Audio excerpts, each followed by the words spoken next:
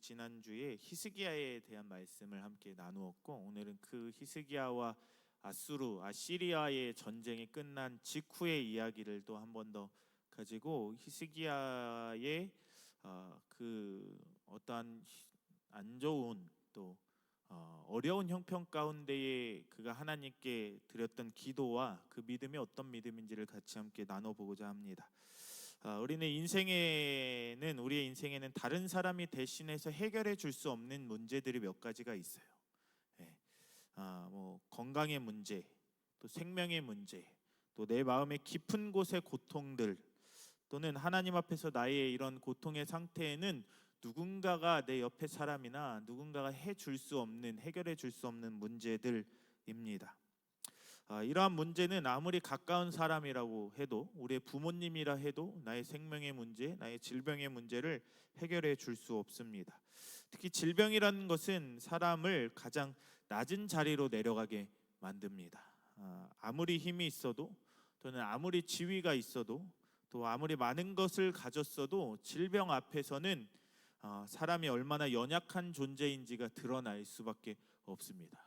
돈으로도 고칠 수 없고, 또 지위로도 고칠 수 없는 질병들이 존재한다라는 거죠.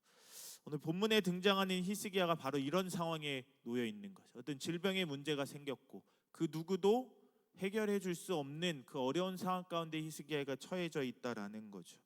하나님께서는 전쟁을 마치고 직후에 이사야 선지자를 다시금 히스기야에게 보냅니다.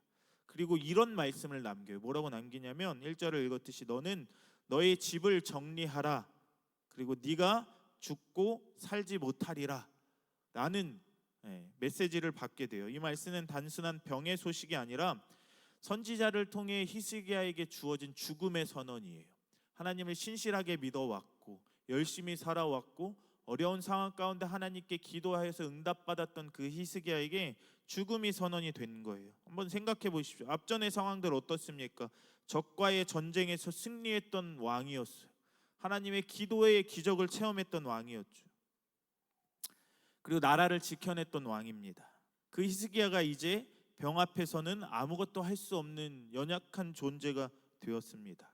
어찌 보면 이게 우리의 인생도 이러합니다. 우리는 어떠한 문제는 해결할 수 있지만 어떤 문제 앞에서는 완전히 무너질 수밖에 없는 상황들이 우리에게 찾아오기도 한다라는 거죠. 그러니까 중요한 것은 이 문제가 우리 앞에 닥쳤을 때에 우리가 보이는 반응이 중요해요. 히스기야가 지난번에 그 아수르의 군대 장관이 보낸 그 편지를 받고 한 행동이 바로 성전을 찾아가서 그 편지를 펴고 하나님께 기도했던 모습을 혹시 기억하십니까? 마찬가지로 히스기야는 이런 상황에 네가 너의 주변을 정리하라. 그리고 유언을 남기고 곧 네가 죽을 것이다 라는 그 하나님의 말씀 앞에 히스기야가 똑같은 반응을 하나님 앞에 올리는 거예요. 히스기야가 낫을 벽으로 향하여 여호와께 기도하여 라고 말합니다. 여러분, 히스기야는 이전의 상황과 같이 사람을 찾지 않았어요. 전쟁의 위기 가운데 군대 장관을 부르지도 않았고 외교부 장관을 부르지도 않았어요. 동일하게 이번에도 사람을 찾지 않았고 사람을 통해서 방법을 찾지도 않았습니다. 해결책을 찾지 않았습니다. 그는 오직 하나님께 향하는 거예요. 하나님만 바라보는 거예요. 여기서 벽을 향했다라는 표현은 단순한 자세가 아니라 세상과 단절하고 하나님께 집중하는 모습입니다. 우리의 믿음은 어떤 문제가 생겼을 때 드러나기도 합니다. 그러나 일상생활 가운데에 그 단련된 그 믿음들이 마침내 어려운 상황 가운데 우리의 믿음이 드러나는 거죠. 그때 여러분 가운데 가장 어려운 순간에 여러분 누구를 찾아가십니까? 누구를 찾습니까? 우리는 어디를 향해 갑니까? 히스기야의 기도를 보면 그의 믿음이 드러납니다. 지난번과 같이 하나님 이 전쟁에서 승리하게 해주세요. 이번에 똑같이 하나님 내 질병을 고쳐주세요가 아니야.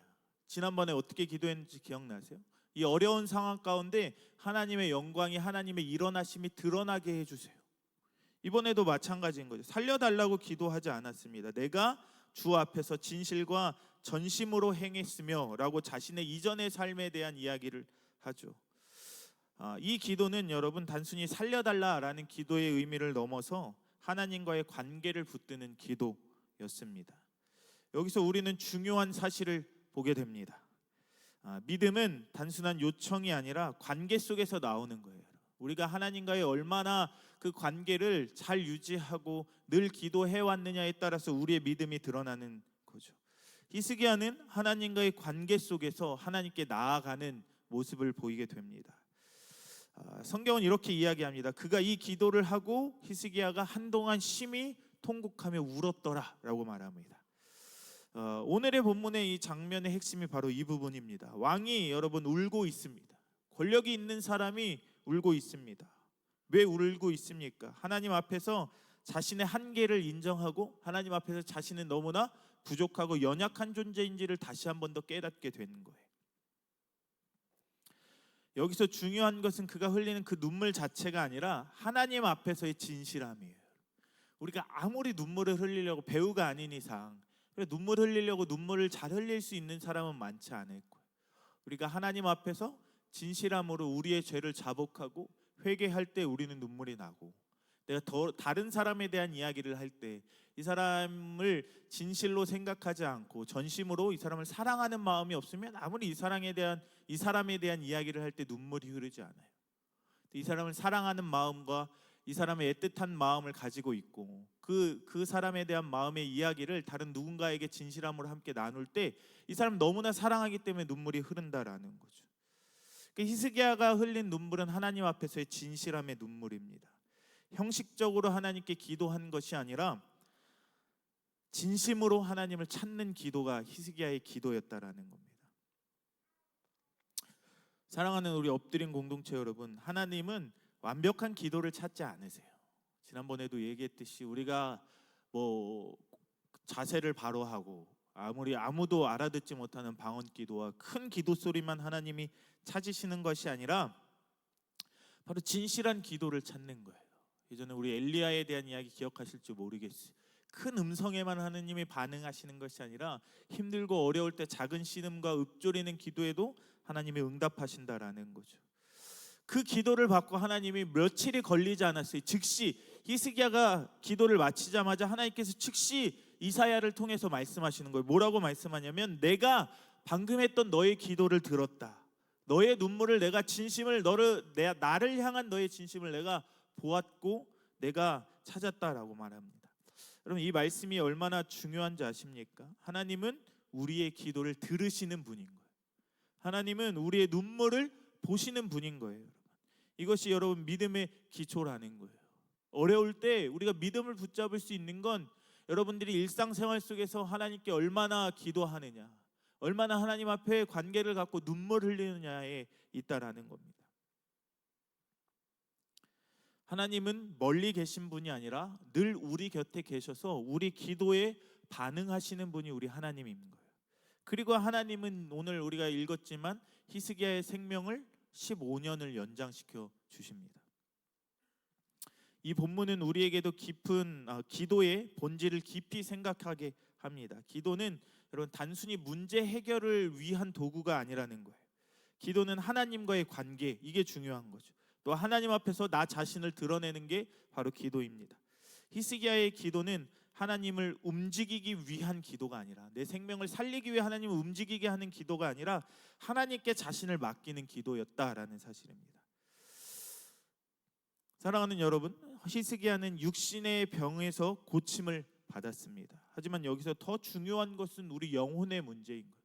동일한 거죠. 우리 영혼도 사형 선고에 처해진 거예요. 죄를 짓는 순간, 죄와 함께하는 순간 우리는 죽음과 맞닥뜨릴 수밖에 없는 존재라는 거죠. 죄로 인해 우리는 하나님과 단절된 존재였습니다. 그러나 예수 그리스도께서 우리를 대신해서 십자가에서 죽으시고 부활하심으로 우리에게 완전한 생명을 허락해 주셨다라는 거죠. 관계 속에서 예수 그리스도를 믿는 그 믿음의 관계 속에서 하나님과의 관계가 회복되면 우리도 영원한 생명을 얻을 수 있게 된다라는 사실입니다. 그래서 우리는 아는 거예요. 우리 안에 마음의 질병, 고통의 육신의 질병, 또 관계의 질병, 여러 질병들의 치유는 오직 예수님밖에 없는 걸 잘 알고 있을 거예요. 그런데 우리가 일평생 다니엘과 같이 하나님 앞에 평소에 기도하지 않은 사람들은 그런 어려움 가운데 오직 치유는 예수 그리스도밖에 없다라는 사실을 잘 인지하지 못하고 기도하지 않게 되는 거죠. 말씀을 정리합니다. 사랑하는 우리 업둥이 여러분, 우리도 히스기야처럼 각자의 문제와 고통 속에서 살아갑니다. 그럴 때 우리는 어떻게 해야 합니까? 오늘 말씀을 기억했으면 좋겠습니다. 우리는 먼저 하나님을 향한 믿음을 먼저 보여야 합니다. 문제보다 지난번 히스기야의 그 예루살렘을 둘러싸고 있는 18만 5천의 대군 뒤에 계시는 하나님을 바라봐야 하는 것처럼 우리도 문제보다 하나님을 먼저 바라보는 믿음이 필요합니다. 두 번째, 우리는 어떠한 수단, 우리의 요구사항을 위한 기도가 아니라 진실하게 기도하는 믿음이 필요합니다. 형식이 아니라 마음과 뜻을 다해 하나님께 드리는 그 기도가 우리에게 필요하고, 마침내 세 번째는 하나님께 맡기는 믿음입니다. 결과까지 하나님께 맡기는 믿음. 다니엘의 세 친구 기억하십니까? 결과가 어찌 됐든 그리하지 아니하실지라도, 우리를 이 풀무불 속에서 구원하지 아니하실지라도 우리는 하나님을 버리지 않겠습니다. 결과까지도 하나님께 맡기는 믿음을 가지면 우리는 이 고통과 어려움과 질병의 문제 속에서 우리는 해답을 찾을 수 있게 됩니다. 사랑하는 성도 여러분, 우리는 기도는 약한 사람이 하는 것이 아닙니다. 바로 하나님을 믿는 사람들이 하는 거예요. 그 믿음을 가지고 하나님께 기도하는 겁니다. 눈물로 하나님께 나아가는 믿음, 진실한 기도로 하나님을 찾는 믿음, 그 믿음으로 살아가는 우리 업둥이들 모두가 되기를 주의 이름으로 축복합니다.